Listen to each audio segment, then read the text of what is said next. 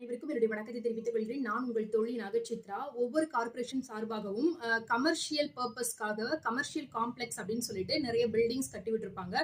So அதற்குண்டான rent வந்து ஒரு குறிப்பிட்ட அளவு வந்து தீர்மானிக்கப்பட்டிருக்கும். ஸோ அதுல சில அப்டேட்ஸ் கொண்டு வந்திருக்காங்க. இது எந்த ஒரு கார்ப்பரேஷன் அப்படின்னு பாத்தீங்கன்னா மாநகராட்சி கார்ப்பரேஷன்ல.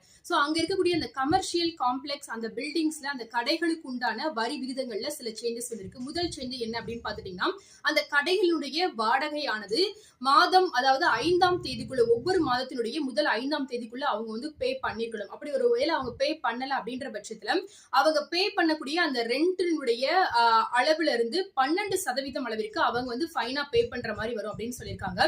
சோ ரெண்டாவது அப்டேட் என்ன அப்படின்னு பாத்துட்டீங்கன்னா ஃபர்ஸ்ட் வந்து எவ்ரி இயர் வந்து 15% அளவுக்கு அவங்க ரெண்ட வந்து அதிகப்படுத்துறதுக்கான ஒரு ரூல் வந்து இருந்தது. இப்போ வந்து 5% மேல இன்க்ரீஸ் பண்ணக்கூடாது அப்படின்ற மாதிரி ஒரு அப்டேட்டும் வந்திருக்கு.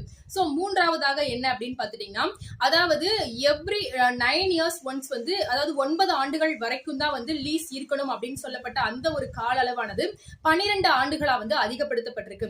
சோ ஒட்டுமொத்தமா கார்ப்பரேஷன்ல 180 கோடி ரூபாய் வந்து வரி வசூல் செய்யப்படுறதாகவும் 5914 கடைகள் இருக்கிறதாகவும் புள்ளி விவரங்கள் சொல்லுது.